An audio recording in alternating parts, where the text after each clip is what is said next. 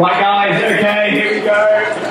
The final talk for this evening is from one of the longest standing midnight runners. A very experienced man, an experienced ultra runner, who's got a very funny angle to talk about ultra running tonight. So please welcome Hey guys.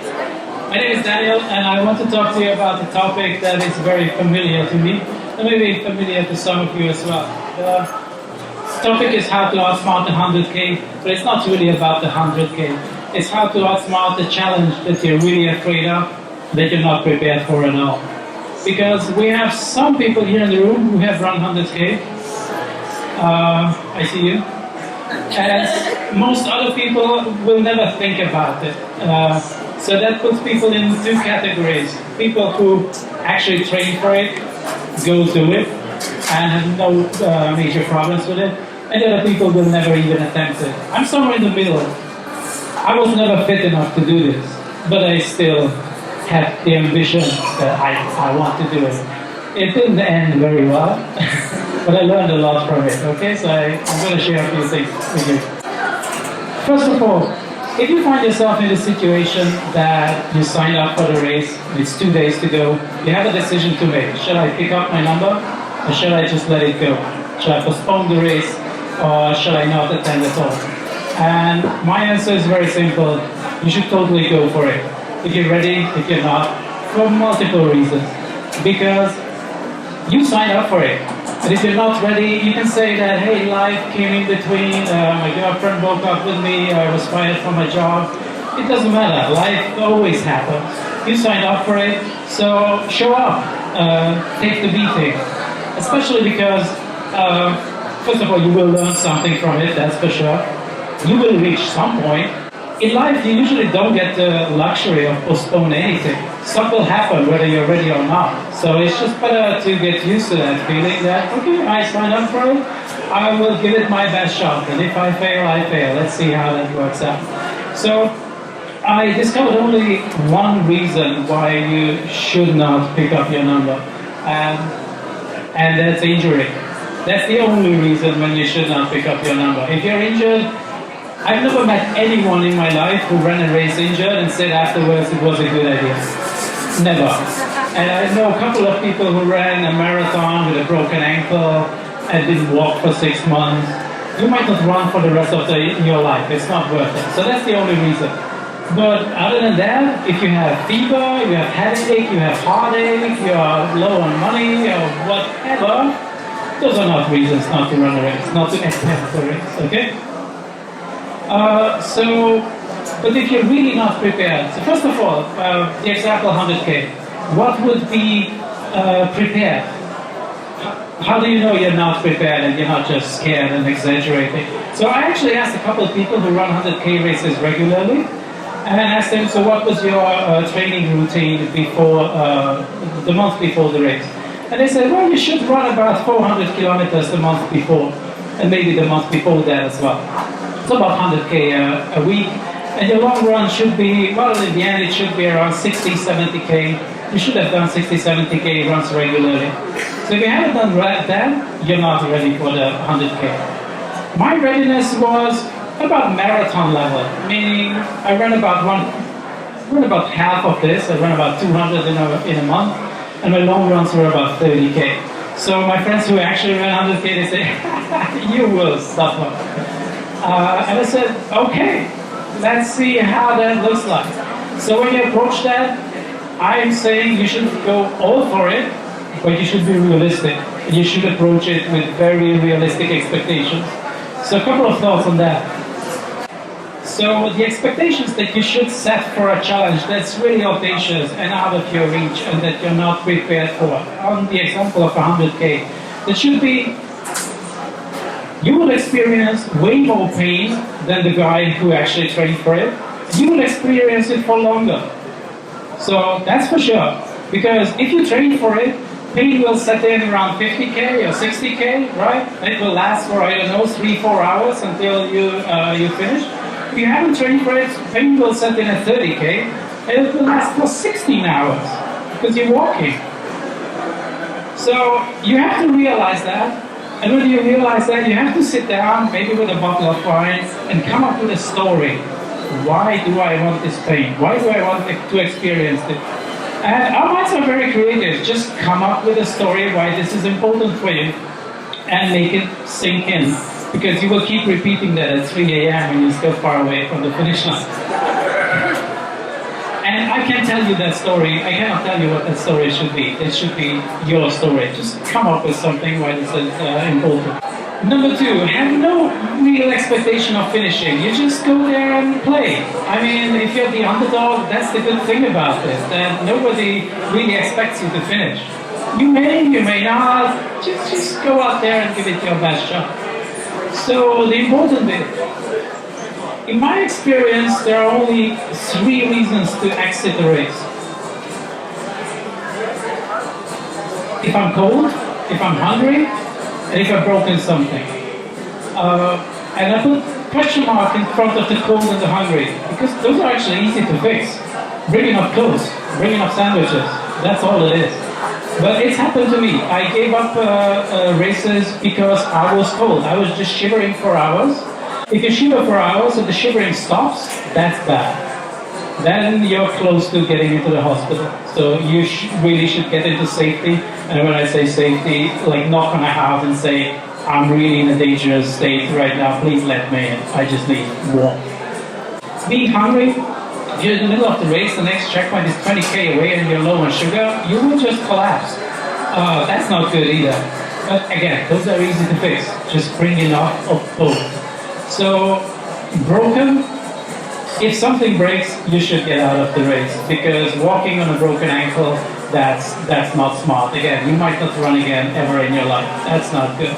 But it's good to memorize these, because a lot of other shit will happen to you during the race.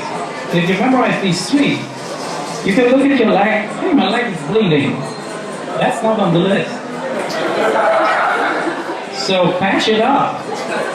Wait until it stops bleeding, walk on it. Alright, keep going. Or you might start vomiting, because the race is like 20 hours long and you eat a lot of stuff that you're not used to. You bring in like 8,000 calories in 12 hours. You're totally not used to that. You might vomit at some point. If you drink some Gatorade or Red Bull, it might be blue. That's not a reason to give up. It looks disgusting, but yeah, okay, it's out now. I need to drink a little more. You might have diarrhea. You might have vomiting and diarrhea at the same time. No reasons to give up. You might pass out for various reasons. You will get back to your senses, and if you haven't broken something while you fell to the ground, you're all good to go. Have exit plans. So I actually prepare for these things mentally, if I haven't prepared physically for it. So I memorize every train station after 50k. Where are they? How do I get there? If I need to exit, I can't make it to the next checkpoint. Where is the next village where there will be a bus or train? So I know every minute how I get into safety if I decide to let it go. That's an important rule. Before you exit the race, take 60 minutes to think about it. Because I have exited races before and I realized once I was on my way home, 60 minutes later, I was actually quite fine again. Because usually all you need is sit down, get to a warm place, and get a tea or coffee, and sit for an hour. And it's incredible how much you can recharge during those 60 minutes. So make yourself the rule before you exit the race, 60 minutes need to pass. So after 60 minutes you still want to exit, you can exit and go home. Final preparation is, say I made it to 80k, if you made it to 80k. You didn't quit. It took me so I did a 100k race once, and I made it to 80k. It took me a year to not call it a failure. It took me a year to not call it quitting. Today I call it, I made it to 80k. Because that's quite respectable, especially if you haven't trained for it. So I felt like an absolute failure, like a total disaster. But it was actually a huge achievement, and I learned a lot from it. And of course, that's what enabled me to run the second one, which was a lot better. So what went wrong in my first 100k? Because I think there are a few teachable moments here. I made a couple of mistakes and all of them happened after 60K. So of course I didn't train enough. Okay, but past that. I reached 60K in a very good stage, and at 60K it was 10 p.m. and night set in. I had no idea how to run through the night. Running through the night has basically one secret: your body is fighting you. Not because it's tired, but because it wants to sleep. It wants to shut down. Every fiber of you wants to shut down. You need to be ready for that. Because up until like 12 o'clock, 1 a.m., everything is, ooh, let's go. And then suddenly, whoa. And you're trying to fight it, but it's incredibly difficult. Your entire body fights you. So I let myself shut down during those hours. I found a person who was a really good walker, and he was really good with the maps. So I said, instead of navigating and instead of focusing on my race, why not just follow that guy? That was my biggest mistake. I switched to autopilot on a race which was really a crash landing. So a 100K race is a crash landing by nature. Do you remember the movies with Tom Cruise or with Daniel Craig, where they're piloting a plane and it's going down?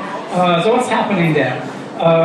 All the instruments are going haywire, everything is red, and the wings are falling off, and then fuel is leaking, and everything's going crazy. What does Daniel Craig do? Does he just follow another pilot and say, well, we'll be fine, let me just relax here? No, he focuses with all his senses, like all the time, every minute. So what does he do? He watches the instruments. He sees 100 instruments going wee red, and he says, okay, I don't care about that, I don't care about that, I don't care about that. The right wing just fell off, but there's like a star, he can still manage with that. So he looks at the instruments and filters out the noise from the really important information. Same in a race. All your sensors will tell you, stuff is going shit. I'm dying here. This is dying, this is dying, this is dying, everything's dying. But there are a couple of things you need to focus on, a couple of instruments you need to focus on.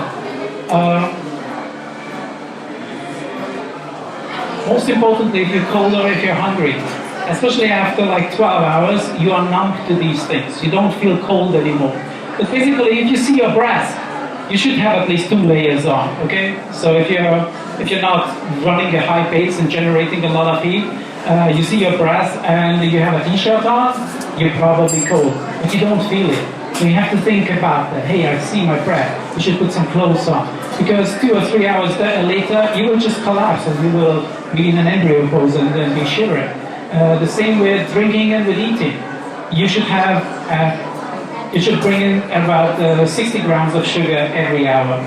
So you should have your portions every hour, and you should eat it if you like it or not. You have to eat those. And same with drinking. If you haven't been to the loo for 3 hours, you're not drinking enough. Look at its color, if it's too dark, if it's too thin, you're not doing the right thing. If you don't watch those instruments, you're gonna fail. You won't make it to the end. But if you watch those instruments, you will totally make it to the end. Same with pain. You get numb to pain, but you should focus on pain. I never take painkillers because I want to feel the pain. I want to understand what's happening. Because if one of my muscles is acting up, you should stop and massage it and do something about it. You can totally fix those things. The race is like 20 hours. You're not really in a hurry, so you have time for that. Because if you don't fix it, then so some of these things you need to treat. Just like Daniel Craig, he watches the instruments and suddenly he runs back into the engine room and fixes something because he realizes something broke that's really important. Well, if you're calf or if your thighs are acting up, start massaging them, it will go away. So watch the instruments and never let yourself go on autopilot, just focus the entire time. So I exited at 80 kilometers, it was I think 5 a.m. in the morning, and I actually collapsed, I passed out. I was cold, I was shivering for hours, and I was very hungry. And at that checkpoint, there was no food. So I don't know how long I was sitting there, maybe for half an hour. Eventually I was going home. But I was 80k from London, in rural England, at 5 a.m. in the morning. How did I get home? I don't actually remember much of it, But afterwards, I kept thinking, the journey to home took me at least 2 hours, maybe 3. I was capable of doing a journey of 3 hours on foot, going to a train station that was a couple of kilometers away, and I gave up the race. I totally could have continued. All I needed was begging someone for a chocolate bar. I begged someone for a chocolate bar so I can make it to the train station. There was a vending machine at the train station. I got 2 other chocolate bars, so I made it to Waterloo, where I got a coffee, where I could walk home. With these skills, I could have finished the race. I was just totally done here mentally because of everything that I went through in the night, and mainly because I shut down through the night. I just followed that guy, and my brain went into zombie state. Just don't allow that, and you will finish the race. A couple pictures to illustrate that. It's after 9 hours. So you see me barefoot. You see me barefoot on every picture. Why? I always take down my socks just to let the feet dry. Oh, by the way, on races like that, you will see people with bleeding feet. That's a shocking sight. You will see like 30, 40 people around you on the exchange station, and all of their feet are bleeding. And you're like, oh my God, this is the war. People are dying here. First of all, don't look at other people. Look at your own one, okay? If they're not bleeding, you're fine. Because they're stupid. They come in bad shoes, in bad socks. Doesn't matter what happens to them. The second, if your feet are bleeding, that's actually not an injury. What's on your feet? Skin and nerves. Skin grows back, and nerves just make it hurt a lot. So it's a really bad pain to endure. But other than that, it's not a real injury. It just hurts like hell. But you can totally continue on bleeding feet. Doesn't matter. So that was after 10 p.m. That's when I started to shut down. There's still a smile on my face. That's at 4 a.m. and I'm following that guy. And that was my mistake. I don't really remember this picture. Some photographer took it. And the next picture is a picture that I haven't looked at for years because I took it right after I woke up from passing out. I don't know why I took it, but that was the end. I had no idea where I was, who I was, how I get home. That's when I started to, okay, I need to get a chocolate bar from somebody to get up from here. That was terrible. That was probably the lowest point of my life. 1 year later, I signed up for a second race because I wanted to fix this. I trained a little more, so I'm not completely stupid, okay? I was in better shape than the year before, but I wasn't in good enough shape to run 100K. So I implemented a couple of tricks how I will outsmart this race, and that's what I tried to share with you. A week before, I traveled to the last 10K and I walked the last 10K. That had enormous value during the race. Basically, I knew that my finish line is not at 100K, my finish line is at 90K, because after 90K, I know everything. I can put away the map, I can like throw it away. I know every intersection, I know every hop I need to cross. So just, people talk about visualizing. I took it to the next level. I actually went there and looked how the last 10K looked. I even do that at marathons. I walked the last 3, 4K the night before, just to see the houses, so that it really feels like coming home, even though I'm at the end of the world where I've never been. So that I did a week before. I watched the instruments this time, that's for sure. I focused the entire time. Oh, by the way, I watched the instruments, including the pilot. Who's the pilot? This part here, that's the pilot. And you have to watch the pilot as well. Sometimes the pilot goes into numb mode. You get really tired in your brain. So what did I do during this race? I pulled out my phone. I actually had to walk a couple miles to get the reception. But I pulled out my phone and I said, I'm really tired of this shit. I need some inspiration. I pulled up Instagram and started watching the profiles of my friends at like, I don't know, 55K. Because I just needed to get my mind off this misery. So I watched, I don't know, Amy being on the beach, Teresa in Southeast Asia, George running a freaking 100-miler somewhere. I spent 10 minutes on that and I said, okay, let's do this. I'm actually a pretty badass myself. These were my biggest tricks. So I put my socks into little Ziplocs, so they are absolutely dry. and I change socks every 20 kilometers. If they're dry or if they're not, doesn't matter. It's awesome to put on dry socks. You don't feel it that there's everything bad with your socks, anything bad with your socks, but it's an awesome feeling. It just gives you the little boost mentally that, hey, I just got a new socks, awesome, let's go. It's like what, 10 grams pair of socks, so it's very, very easy to carry. Vaseline, I put Vaseline on my feet like crazy. I mean, I have a jar like this, and I put it on like that, really thick, on the entire feet. So I finished 100K without a single blister, without anything. My feet were like original. So Vaseline is awesome. I didn't actually carry the heat spray, but I had a friend who met me at 50K and at 60K. And heat spray is a little spray, a can that you can spray. It's the same that you see footballers. You know, when footballers kick their ankles, there's a medic coming in and sprays their ankle and say, okay, off you go. That's the ice spray. The other part of it is heat spray. They work the same way. They have lidocaine in it, so it numbs the pain, but just regionally. And it works instantly. Like you sprayed and the pain is gone.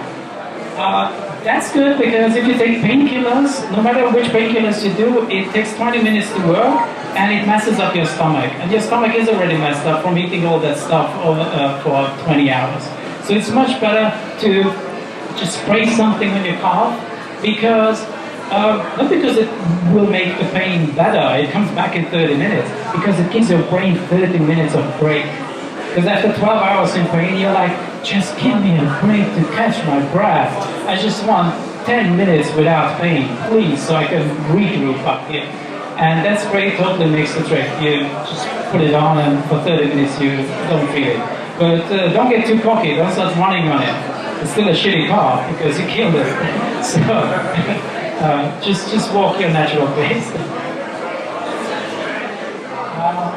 Yeah, so on the second race, it was interesting because between 50 and 60K, I broke mentally first. My brain broke earlier before my body. That was surprising. So basically, 50 and 60K was terrible weather, terrible terrain, and those 10 kilometers took me like 3 hours. I don't know, I was crawling on my fours because it was so muddy and windy, and it was impossible to run. There was bogs, there was deep forest, where you had to fight the thick vegetation, etc. It just took me so long time that I said, if that's how it's going to be for the rest, I'm not going to finish this in 30 hours. This is insane. So I'm at the 60K checkpoint, like almost crying.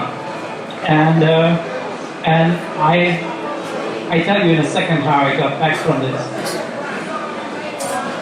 The section between 70 and 80 broke me physically. And when I say broke me physically, yep, I passed out again. I had a stomach cramp, which again is not surprising because you eat so much stuff in 12 hours, the stomach is not prepared for that. So I was walking, I don't know, it was like 3 a.m. in the morning, there was nobody for miles ahead of me, nobody behind me. Suddenly stomach cramp, and I'm like, okay, what's it gonna be? Vomit, diarrhea, so I'm like undoing my belt and I'm laying down, which is it? And suddenly I pass out because of the pain. And I asked a few medics what you should do when you pass out. It's really just two things. First of all, go on your knees, because the only thing that can happen to you is you hurt your head as you are falling to the ground. If you're a 6-foot man like that, you fall to the ground to concrete, you will have a serious head injury, and that's what's going to be a problem. If you go on all your fours, you just lean to the side and you pass out. Number two, if you have the mental capacity, quickly pull a bounty bar or a chocolate bar into your hand. Because when you wake up, you will need it. So I actually had that capacity. You have about 30 seconds before you pass out. That's enough for a lot of things. And by the way, I always have an emergency whistle around my neck. Emergency whistle, never in the backpack, always around your neck. Why? If you fall, if you slip, you slide down the road just slightly, like 20 meters, people never gonna find you. And if you slide down on a rock, you break your ribs, you won't be able to shout. You can blow a whistle. So big whistle always around your neck, chocolate in your hand, and then you can pass out. So that's what I did. I passed out, I came back to my senses, I looked around, am I bleeding? Anything broken? Hey, bounty bar! And I was like, all right, let's go. And then 2 minutes later, okay, that thing still wants to come up. And I said, okay, even better, I feel awesome. And so my focus was absolute on point. This was not on the list of reasons to give up. So I carried on. But at 90 kilometers, reality really checked in. I reached a 90-kilometer checkpoint with an absolute shattered body. Basically, all of my arms and legs were just rattling like this. My heart rate was like crazy. My breathing was very heavy, so I knew I had to lay down. But at that point, my focus was absolutely laser sharp. I knew I need to take care of my body. I need to lay down at the checkpoint. An hour, 2, doesn't matter. Just lay down, let your body regroup, eat, drink, go to the toilet, wait another half an hour, and then get going. So even in that, I knew if I push it too much here, I will pass out again, and I might not be as lucky as before. So I was absolutely at the limit, but I said, all right, you take your time, and I embarked on the last 10K knowing that I've been here a week before. There are no surprises here. I know exactly how this is going to look like, and that gave me a huge boost. So what are my mantras? And this is what this talk should be all about. What are the mantras that help me through the night? So this is a drawing from a British artist called Charlie McKenzie, and it says, if you can't see your way through the forest, ask yourself, can you see the next step? If you can see your next step, just take the next step. That's what helped me through 50 and 60K, because I said, if the rest is going to be like this, I'm not capable of doing that. And then I reminded myself, you're in the forest, you don't see the end of it, but just take the next step. Just keep going. Don't worry what's behind that step. Because you're imagining things. You're imagining how it's going to be from 70 to 80K, from 80 to 90K. But you don't know that. You're thinking it will rain the entire time. You will think it will be bogs and mudslides the entire time. You don't know that. Just take the next step and keep going. Don't worry what's behind that tree and that forest. That's maybe one of the most important ones, let it go. Again, between 50 and 60K, I try to project, hey, I'm going to finish in 30 hours or 36. And I had to realize, don't worry about it, go. You're not owing anyone any apology. Just let everything go. You will arrive when you arrive. Just take the next step. So a couple of pictures from the second race. This was a week before. That's the shoreline near Brighton, because it was a run from London to Brighton. It's right away a race I recommend, because you start at the River Thames and you end at the ocean. So you can say you ran from the river to the ocean, which is pretty spectacular. That's me at the start, somewhere near Battersea Park. So after 5 hours, I have what I have in my hands, my socks, because I'm barefoot, I let them dry. But you can already see I'm pretty shocked, because my left knee was acting up. Already after 5 hours, I was in a lot more pain than I was planning for. But again, I reminded myself, you don't know how it's going to be after that. Maybe it will be worse, maybe it will be better. It might recover. Yeah, that's a tough picture. That's right after the night, after 21 hours, and that's after passing out in the forest. So I think on my face you can see that there are demons behind me, but they're now behind me and I made it through. And that's where I laid down for the last time at 90k, where I was just shattering on the ground, and I knew I had to be very careful because there's not much left in the tank. Like James Bond landing that plane where both wings are now fallen off. Maybe you even crash landed. Well, I pretty much crash landed at 90k, but then I figured, yeah, let's walk out of the wreck and like crawl to the finish line without the plane from here on. And after 23 hours, 57 minutes, that's where I reached the shore. So, as a final gift, I want to just say how these mantras that I came up with during the night helped me in my further life. So, number one, let it go. That's one of my favorites. I felt often in my life that I'm not meeting expectations of my peers, my parents, or myself. And what helped me through that period was telling myself, just let it go. This is my race. Other people are running other races. And this is my life, so just let it go. Number two was, I met a girl, a very pretty girl, and I said she's way out of my league. She is a personal trainer. She would never go out with a guy who doesn't have a six-pack. And I said, you don't know that. Ask her out. See what happens. We have a beautiful daughter now. And number three is that in most parts of your life, you don't see the other side of the forest. You find yourself in the middle of the dark forest. And you really don't know where this is going to end up. But you can see your next step. So if you can, just take the next step. Thank you.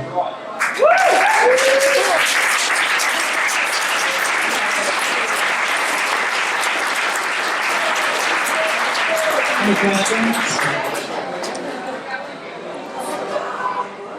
How many are you? So Miles asked, how did it feel when I crossed the line? I was crying, but the great thing of letting things go, I really didn't do this to prove anything to anybody. So I didn't feel like I lived up to anything. It just felt, yeah, let's go on to the next thing. But I keep reminding myself of that whole thing. Because whenever I face a challenge now that seems just impossible, I'm like, let's give it a shot and let's see how far I can go. I've done some stuff that were incredible before. Incredible because I was not prepared for it. So I think that's why it's great to do these races, because you can remind yourself later that I've been here before. Also, that's why it's good to take the shot and not postpone it. Life doesn't give you a chance usually to postpone stuff. Deadlines come up as they come up. Sometimes you even didn't sign up for those deadlines. They just appear. And you have to take them whether you're ready or not. So you might as well get into that habit to do that with races. Just show up and give it your best shot.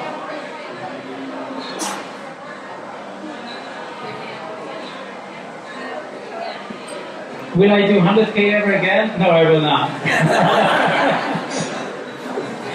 Do you think so? Most people here are runners. Do you think doing it as a ultra-distance 10+ hour event is a journey that we should all go on to become really formative of our future life? So James asked if I recommend to go on a 10+ hour challenge to most people. Yeah, I totally do, but as I try to indicate here, you will learn what you need, what your body and your mind needs to make it through that. So if somebody tells me, hey, you need to drive to Istanbul tomorrow and non-stop, I know I can do it, because I learned it here. I learned what kind of food I need, how much rest I need. I know now if I lay down for 30, 40 minutes, I will recover from fatigue, etc., etc.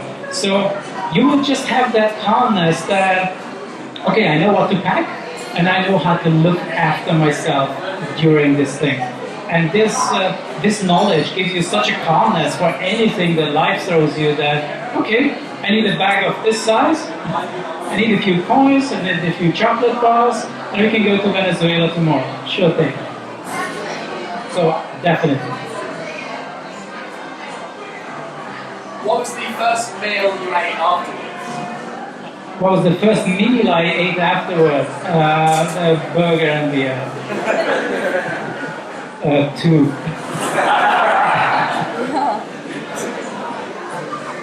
Anything else? How long before after you finished or didn't finish the first one, you decided to do the next one? How long did it take till when I finished the race till I signed up for the next race? Yeah. Well, actually, after my first 100K, I thought I would never run again. So that was really a low point. Yes, it can happen. It took me months to even contemplate running any distance again.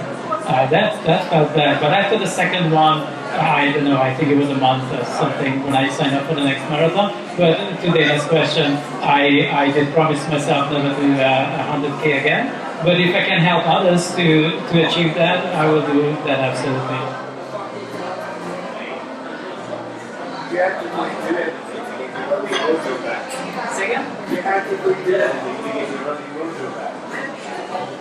Did I actively do anything to get my running mojo back? That is a deeper question than it sounds, because I alluded to it that when I had that first race, which was an absolute, I felt as an absolute failure. The rest of my life was an absolute failure as well. So I had to get my life back in order as well to get my running mojo back. And that kind of happened at the same time. I got rid of a lot of friends who I thought were good friends but gave me a lot of bad energy. I started to make new friends who gave me better energy. I started to feel better about myself. And slowly everything came back into place. It took less than a year, and then it was all good.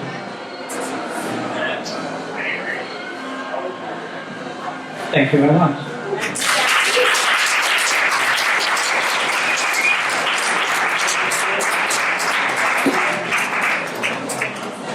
Alright guys and girls, so